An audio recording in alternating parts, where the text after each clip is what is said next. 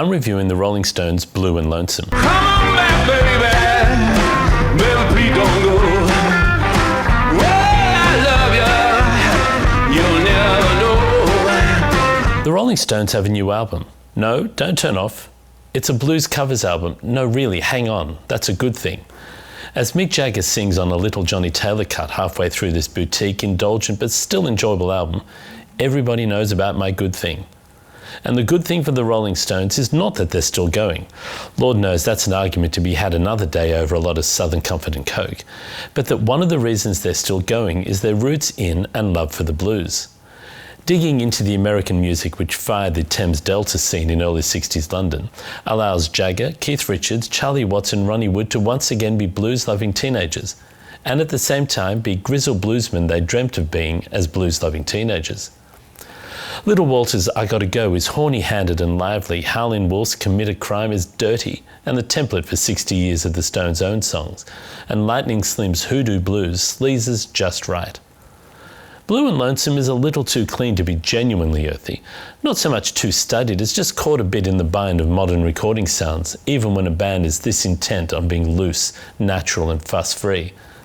But going back to the source, that means songwriters like Little Walter and Howlin' Wolf, Jimmy Reed, the Taylors Eddie and Johnny, and Willie Dixon, but also the tone of those original recordings means there's something really enjoyable and fresh about Blue and Lonesome.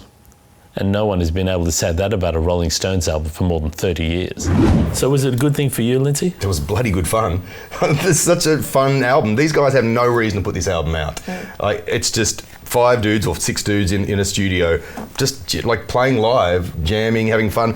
Mick Jagger's playing the harmonica for the first time in ages, and Little Walter was one of like the originators of harmonica, blues harmonica style. Like getting to play the songs that they grew up with was so much fun to hear. It's a little bit, I thought it was a little bit dangerous. It's like Led Zeppelin covering, Taurus by Spirit, or Men at Work covering Kookaburra Sits in the Old Gum Tree. You don't want to be so obvious about who you've allegedly been influenced by or ripped off in your success, but it's pretty cool that obviously, these multi-millionaires just getting together in a room, obviously still enjoying each other's company and just rocking out. And I think showing their roots, you can do it when you've been doing it for 50 years and people don't care anymore. I mean, nobody cares about a new Rolling Stones song anyway, so showing where your songs came from, I think it's actually a tip of the hat to, in a good way. To that point, I mean, I was wondering, people have reacted so favourably to this because it is so raw and you can tell it's come from a very heartfelt place.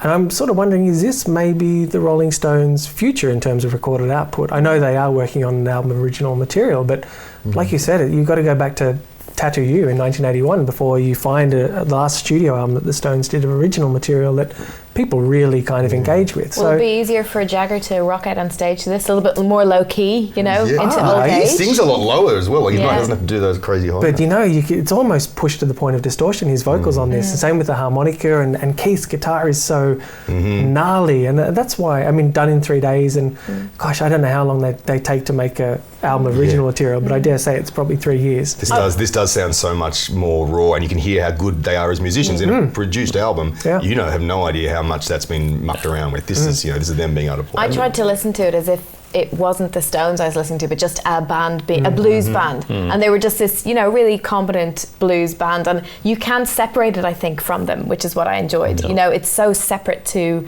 what we're used to. The best Stones show I've seen was when they played the theatre gigs on their tour, 10 years ago. And in Sydney, they played the Enmore Theatre. There were 1,600 of us in the room, and they played as a blues band. They played mostly originals, but they played as a loose blues band. And they're so much better than when they're playing that big strutting stadium stuff and Start Me Up, the worst song they've ever recorded, one of the worst songs in the whole world. Do you think we could do another tour like that, a more stripped back one, because they have this album out? Well, I suspect they won't, because they can't let go of this other thing, because they could have been doing this for the past 20 years. They could have been playing theatre shows and doing blues stuff, but they know their fans like big shows. They like the money that comes from big shows. But it's good that they're doing this, because it's good. There's good songs on it. There are great songs on it. There's good performances. It's fun. And for fans of the Rolling Stones, a lot of which are just fans of the biggest bands in the world. You've got people who are Rolling Stones fans, they're Led Zeppelin fans, they might be Bon Jovi fans. For them to be exposed to this music that isn't 5 English white guys in a fucking studio. It's actually just music that comes from all over the world, or specifically Black America, is awesome for them to go, these are the guys, this is the reason that you like us, is because of these people. So they're educating the masses, is what you're telling, about good music. If this means that somebody goes out and buys a Howlin' Wolf album, I'd be happy. Well, it's got to be worth some stars. I'll give it 3.5. My kind of baby, you know it's so